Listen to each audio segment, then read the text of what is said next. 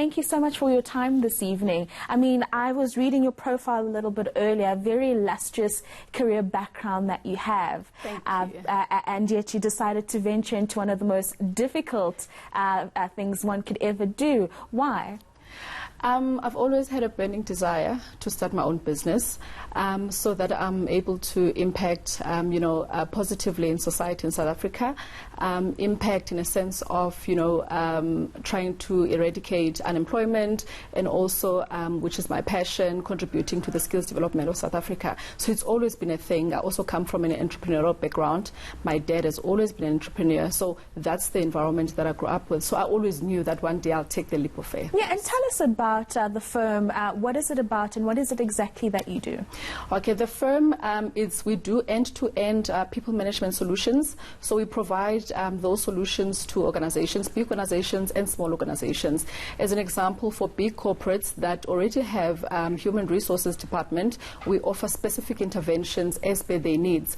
And in the last, 2-3 years, we've seen a lot of requests from big corporates such as change management, organizational development, restructuring and so forth. So we assist them in such. But for small organizations that lack the HR capacity, we come in with the end-to-end process of human resources, starting from recruitment to training and development as well as payroll management. And how difficult has it been? We've been reporting over the last 18 or so months companies that have had to restructure in terms of retrenchments. The job environment is getting more difficult.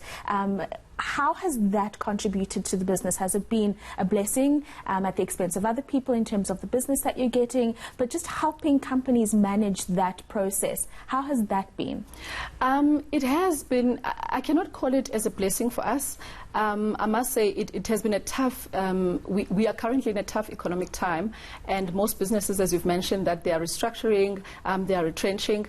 However, we step in and we're saying to them, you know what, you can restructure the business according to the need at the time and the economic situation. However, you need to do it right, because we've seen a lot of loopholes in the process in terms of Section 189, some companies implementing it incorrectly and they're ending up to the CCMA. So we assist them with that. So we don't take it as a as a blessing to us.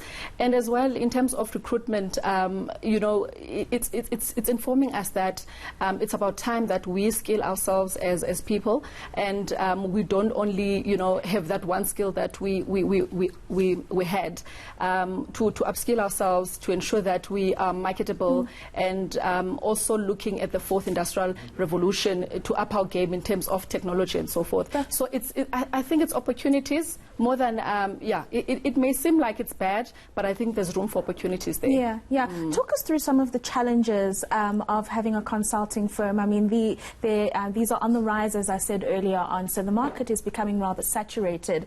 How do you set yourself apart, and how have you dealt with some of those challenges?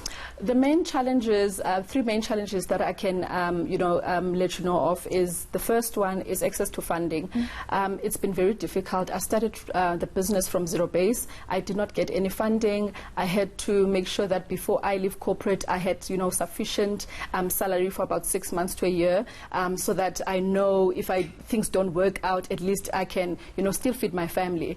And so the access to funding becomes a problem. And the second one is actually access to markets. Big corporates are using well-known brands and organizations to work with. So it's difficult for us as small businesses to knock and get those opportunities.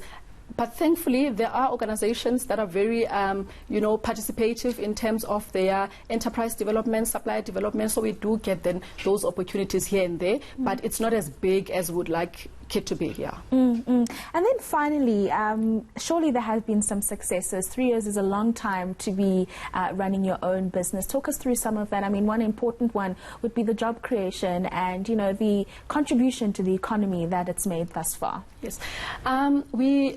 Ziana currently employs 6 people. So I believe that is my contribution in terms of job creation. And then we also have learners that we take in on board.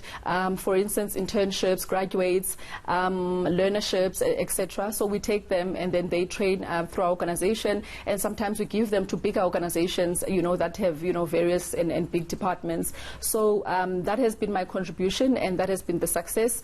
We also have, social responsibility as an organization that we do, empower, the youngsters, and also we are affiliated with a non-profit organization that empowers women, in order to engage, to collaborate, and possibly to trade amongst each other. So we have those success stories. It has been great with its challenges, but we take it one day at a time. Taking it one day at a time, and may those successes continue for you and your team. Thank you Noma, so much. Thank you so much for your time. That is Noma Changa, and she's the co-founder and managing director of Ziana Business Consulting and Training.